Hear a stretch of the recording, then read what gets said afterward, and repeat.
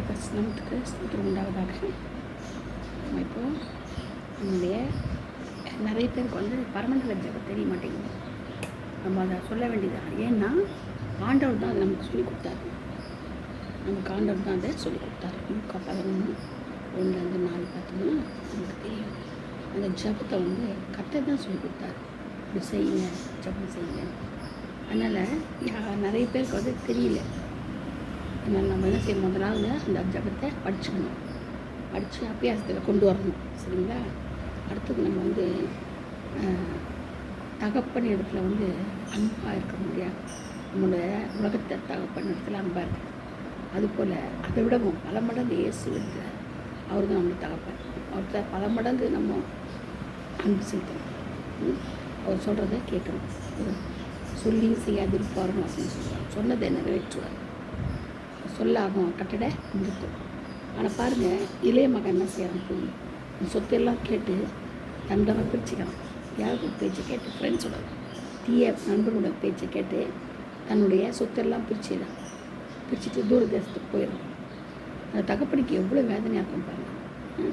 இந்த சின்னதுலேருந்து வளர்த்து படிக்க வச்சு பெருசாகி அவன் சொத்தெல்லாம் அவனுக்காக சேர்த்து வச்சு பராமரித்து துக்கமாக இருக்காதா?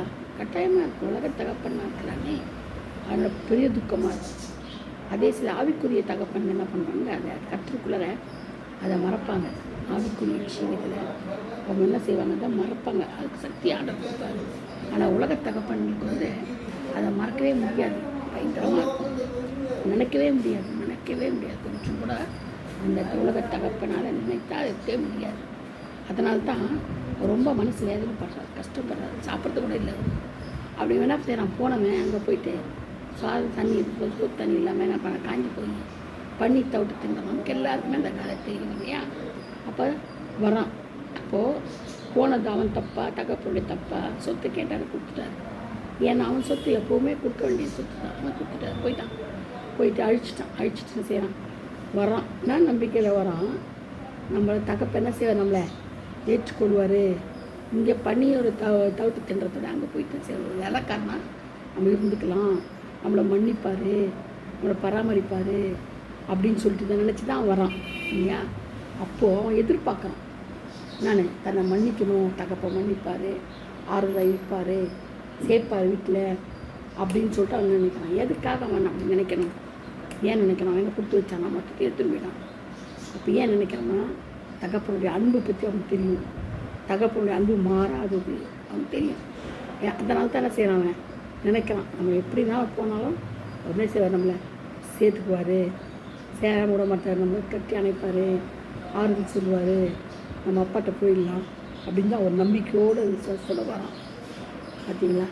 அந்த விசுவாசம் நம்ம யார் மேலே வைக்கணும் தெரியுமா? இந்த பரம தகப்பன் அப்புறம் இயேசு கிறிஸ்துவ நமக்கு அந்த நம்பிக்கை இருக்காது. ஒரு நாளைக்கு நம்ம அந்த நம்பி அவரை நம்ம வேண்டுதல் செய்கிறோமா, அவர் செய்வார் நம்ம விசுவாசிக்கிறோமா?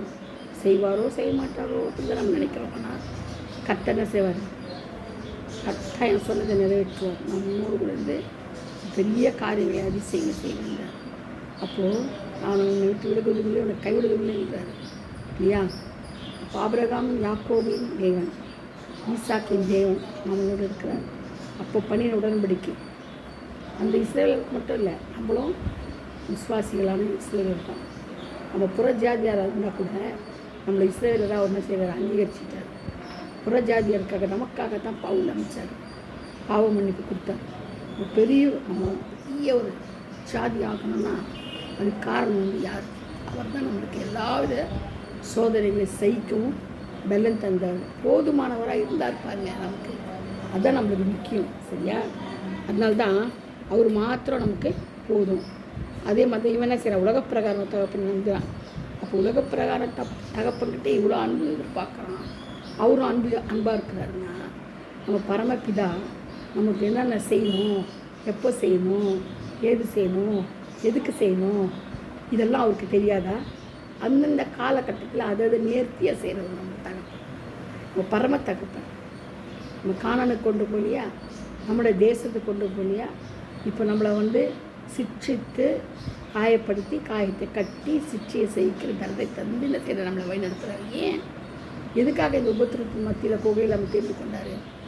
உலகத்திலே நியாயத்திற்கு நம்மளுக்கு இங்கேயே. ஏன்னா அந்த நியாயத்திற்குனால நிற்க முடியாது நம்மளால். அதனால் தான் நமக்காக இரக்கம் பட்டு அவர் என்ன செய்கிறார்? நம்மளை இங்கேயே பூமியிலேயே நமக்கு வியாதியின் மூலயமா உபத்திரத்தின் மூலயமா அதனால் சரி நம்ம பாவத்தை மன்னித்து நம்மளை காயப்படுத்தி காயத்தை கட்டி நம்மளுக்கு போதுமானவராக இருக்கிறார். அவர் இயேசு மாத்திரம் போதும். இயேசு தான் நம்மளுக்கு தேவன். அவரை தவிர வேறு தேவனே கிடையாது. நம்பணும் மட்டும் இல்லை, மற்றொன்று சொல்லணும். அதுக்காக தான் நம்மளை பூலோகத்தில் வச்சுருக்கிறாரு, பூமியில் பறக்க வச்சுருக்கிறாரு. தாயின் கர்ப்பத்தில் நம்ம தெரிந்து கொண்டது எதுக்கு? அவரை பற்றி சாட்சி சொல்கிறதுக்கு தான். என்னை மறுதளிக்கிறான் சில பிதாவின் இடத்துல என்னங்க மறுதளிப்பேன், பிதாவின் முன்பு பரலோகத்தில் மறுதளிப்பார். என்னை வந்து எனக்காக சாட்சி சொல்கிறேன், என் நம்பர் என்ன செய்யணும்? நானும் பிதானத்தில் அவனை பற்றி சாட்சி சொல்லுவேன். பாருங்கள், நீ என்னை மறந்தால் நான் உன் பிள்ளைகளையும் மறப்பேன்றேன். பார்த்தீங்களா எவ்வளோ நமக்காக எவ்வளோ அவர் செய்கிறார்? பார்த்தீங்கன்னா நம்மள மேலே அவ்வளோ உயிர். இதை விட எந்த தகப்பன் நம்ம மேலே உயிர் வச்சுருக்க முடியும்? எந்த தகப்பனாலும் உயிர் வைக்கவே முடியாது. அவர் மாத்திரம் தான் நமக்கு எல்லாமே இருக்கிறார். நமக்காக எத்தனையோ செய்திருக்கிறார். நம்ம எவ்வளோ ஆபத்து மோசங்களை வந்துருக்குது. அப்போ கூட சொல்லியிருக்கிற வசனம் சொல்கிறாரு, ஆபத்து காலத்தை நோக்கி கூப்பிடு, நான் உன்னை விடுவிப்பேன், என்னை மகிமைப்படுத்துவான்னு சொல்கிறாரு. பார்த்தீங்களா? அப்போ கூட சொல்கிறாரு, நீ என்னை மகிமைப்படுத்து, நீ என்ன செய்ய என்னை நோக்கி கூப்பிடு, நான் உன்னை விடுவிப்பேன். யாரை சொல்லுவாங்களா? ஒரு நண்பன் சொல்லுவானா? ஆபத்துனால ஓடி போயிடுவான். நீங்கள் பணம் கேட்டு பாருங்கள், நண்பர்கள்கிட்ட சொந்தக்காரங்கக்கிட்ட கொடுப்பாங்களா? கொடுக்க மாட்டாங்க. ஏன்னா அவங்களுக்கே இல்லைன்னுவாங்க. கேட்டால் எதுக்காக இல்லைன்னு சொல்லுவாங்கன்னா, அவங்களுக்கு வேணுமே, அவங்களுக்கு குடும்பம் இருக்கே, அவங்களுக்கு பிள்ளை கொடுத்துருக்குது, அவங்களுக்கு வேணுமே. நமக்கு இல்லாத போயிடுச்சுன்னா திரும்பி கொடுக்காத போயிட்டானா ஏன்னா இது இயற்கை, அது உலகத்தின் இயற்கையானது. அந்த அன்பு உலக அன்பு, ஆனால் தேவ அன்பு அப்படி கிடையாது. நீ கொடுத்தாலும் நீ கொடுக்கறனாலும் எதிர்பாராத ஒரு அன்பு. அவருடைய அன்பு எதிர்பாராத அன்புனால்தான் நம்ம எதுவும் கொடுக்காமே நமக்காக இருக்கிறார். சிலுவையில் அறையப்பட்டு நமக்காக ஒடுக்கப்பட்டு 3ஆம் நாள் உயிர் தேர்வார். நமக்காக தான். பிராண ஸ்நேகிதம் கூட கொடுக்க மாட்டான். அதை காட்டிலும் அவருடைய அன்பு பெரியது.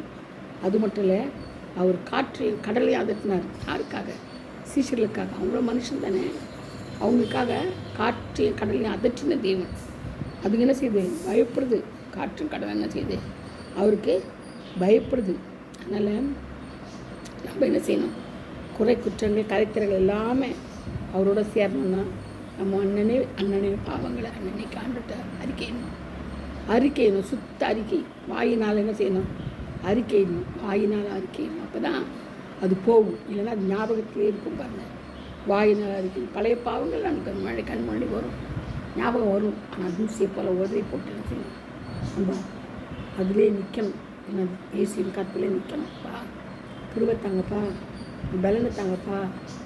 தூசியை போய் உதிரி போட கிருபத்தாங்க. பாவங்கள் எல்லாம் மன்னிங்க. மேற்கு கிழக்குள்ள தூரமாக மன்னிங்க. கடலின் ஆழத்தில் பாவங்களை போடுங்க. அவன் நண்டவரே என் பாவங்கள் சிவியர் இருந்தாலும் குறைந்த பனியை போல் மழையை போல் எங்கள் மாற்றுங்கப்பான்னு சொல்லிட்டு என்ன செய்யணும்? அனுதினமும் நம்மளை சுத்திகரிக்கணும். ஒரு நாள் சுத்திகரிச்சுட்டு ஒரு நாள் இல்லை, அனுதினமும் சுத்திகரிக்கணும். பாருங்கள், அனுதினமும் சுத்திகரிக்கும் போது தான் அவருடைய கிருபை நம்மளை தாங்குது. ஒவ்வொரு நாளிலும் இந்த பெரிய கிருபை அவருடைய தயவு இறக்கம் நம்மளை தாங்குது. அதனால தான் நம்ம என்ன செய்கிறோம்? அவரோடு கூட இருக்கோம்னு சொல்கிறது. காற்றையும் கடலை அதிர்றது மட்டும் இல்லை, வியாதியெல்லாம் சுகப்படுத்துறது. பச்சை தண்ணி, வெறும் தண்ணீரை திராட்சரசமாக மாற்றினார். இப்போ பாருங்கள், நம்மளுடைய தேவன் எப்படி ஒரு பெரிய பெரிய பெரிய தேவன், எல்லாவற்றுக்கும் தேவன். ஆனாலும் பாருங்கள், இந்த சாலமோனு தன்னுடைய அகங்காரத்தினால் என்ன செய்தார்? மறுமண்ணாட்டில் வச்சு பின்வாங்கி போனார். பலிப்பிடங்களை கட்டி அந்த அந்நிய தேவர்களுக்கு என்ன செய்தார்? தூபம் காட்டினார். அந்நிய தேவர்களை வணங்கினார். அதனால தான் என்ன செய்தார்? அவர் காற்றில் நிற்கல, ஆண்டவர் அடித்து போட்டார் இல்லையா? அதனால் நம்ம பாவம் நம்ம செய்யும் போது ஆண்டு என்ன செய்தார்? நம்மளை காயத்தை கட்டி அடித்து தான் போடுவேன், கொஞ்சம் இல்லாம மாட்டார். ஆண்டவர் வந்து பாவத்தை பாரத சுத்த கண்ணு. அதனால தான் நம்ம என்ன செய்யணும்? பயத்தோடு பக்தியோடு ஆண்டவர் நட்டாடணும். தேவ பக்தி கட்டாயம் வேணும். நமக்கு தேவருக்கு பயப்படுகிற பயம் ஞானத்தின் ஆரம்பம். அந்த மாதிரி என்ன செய்யணும்? நமக்கு அவருடைய உறவு வேணும். அவர் உறவு நமக்கு வேணும். அவர் நாமம் என்ன செய்யணும்? பரிசுத்தமாக இருக்கணும். அவர் நாமம் பரிசுத்தப்படுவதாக இந்த ஜபத்தில் வருது. அதனால் அவர் என்ன சொல்கிறார் பாருங்க, என் நாமத்தை பரிசுத்த குலைச்சல் ஆக்காதீங்கன்றார். சிலர்லாம் அதை அப்பப்போ ஆண்டவர் கூடுவாங்க, அப்பப்போ வீணில் வழங்குவாங்க. அதனால் ஆண்டவர் சொல்கிறார், என் நாமத்தை வீணில் வழங்காதீங்கள்ன்றார். அவருக்கு நாமத்தை வீணில் வழங்கினா பிடிக்காது. அவர் சொல்கிறார், நமக்கு வீணில் வழங்காதீங்கன்றார். அதுதான் நமக்கு முக்கியம். நம்ம பரிசுத்தப்படுத்துறது தான் அவருடைய வேலையே. இந்நேரமாக அவருக்கு வேலை என்னங்க, நம்மளே அழைத்து அவர் தெரிந்து கொள்ளப்பட்ட அநேகர் இல்லையா, அழைக்கப்பட்டவர்கள் அநேகர், தெரிந்து கொள்ளப்பட்டவர்கள் அது ஒரு சிலர். பார்த்தீங்களா, நான் அநேகரை தெரிந்து கொள்ள, ஒரு சிலர் தான் தெரிந்து கொண்டார். அப்போது நம்ம அதில் எங்கே இருக்கிறோம்? அழைக்கப்பட்டவர்கள் இருக்குமா, தெரிந்து கொள்ளப்பட்டவர்கள் இருக்குமா? நம்ம தெரிந்து கொள்ளப்பட்டவர்கள் தான் இருக்கணும். நம்மளை அவருடைய கரத்தினால் நம்மளை என்ன செய்கிறாரு? மூடுறாரு. மூடி நமக்கு தேவையெல்லாம் சந்திக்கிறாரு. அது மட்டும் இல்லை, நம்ம பரிசுத்தமாக்குறாரு. தேவனுடைய ராஜ்யம் நமக்குள்ளே வரணும்னு எதிர்பார்க்குறாரு. சூழ்நிலையை மாற்றுகிறார். நீதி, சமாதானம், பரிசுத்தாவின் சந்தோஷத்தை நம்மளுக்கு தராது. சரிங்களா? அதனால் எல்லா மனுஷரும் ரட்சிக்கப்படணும், சத்தியத்தை அறிவை அடையணும்னு அவர் என்ன செய்கிறார்? சித்தமுள்ளவராக இருக்கிறார். எல்லா மனுஷரும் சத்தியத்தை அறிகிற அறிவையும் என்னது ரட்சிப்பையும் அடையணுன்ட்டு அவர் என்ன செய்கிறாரு? சித்தமுள்ளவராக இருக்கிறார். அதனால தான் நம்ம என்ன செய்யணும்? கிறிஸ்தேசுக்கு அது கிறிஸ்தேசுக்குள்ளார நம்ம என்ன செய்யணும்? நிறைவாய் கிறிஸ்தேசு அடிச்சோடு பின்பற்றணும். கிறிஸ்தேசுக்குள்ளாய் நம்ம போகணும். அவர் அடிச்சோட விடக்கூடாது. இப்போதும் அவரோடு கூட வாழணும். இப்போதும் அவரோடு கூட வாழணும். அதுதான் ஆண்டவர் விரும்புகிறார் இல்லையா? மற்றவர்களை மன்னிக்கிற சுபாவம் நமக்கு வேணும். மன்னித்து மறக்கணும் இல்லையா? தேவனுடைய குணமே மன்னிக்கிற குணம் தான். அப்பா அப்படின்னு நம்ம சொன்னோம்னா, கெஞ்சினோம்னா உடனே செய்வார், நம்மளை மன்னிச்சிடுவார். மன்னிக்கிற சுபாவம் இயேசுடைய. மன்னிக்கிற சுபாவம் யாருடையது? இயேசுடைய. மனுஷன் வந்து மன்னிக்க மாட்டான். வாயில் சொல்லுவான் சாரி, வீட்டில் என்ன செய்வான்? கொந்தளிக்கும் அவனுக்கு. நம்மளுக்கு செஞ்சாங்களே. ஆனால் ஆண்டவர் ஒரு போதும் நினைக்கிறதே இல்லை. அப்படியே மன்னிடுவார். அப்படியே அதனால் நம்ம என்ன செய்யணும்? கற்றுக்குள்ளதை புதிய சிருஷ்டியாக வரணும். அனுதினமும் ரட்சிக்கப்படணும். ஒரு நாளிலும் நம்ம இந்த பரமண்டல ஜெபத்தை சொல்லணும். அதை கற்றுக்கோங்க, சொல்லுங்கள். கர்த்தர் உங்களை ஆசீர்வதிப்பாராக. Praise the Lord. God bless you all. Thank you.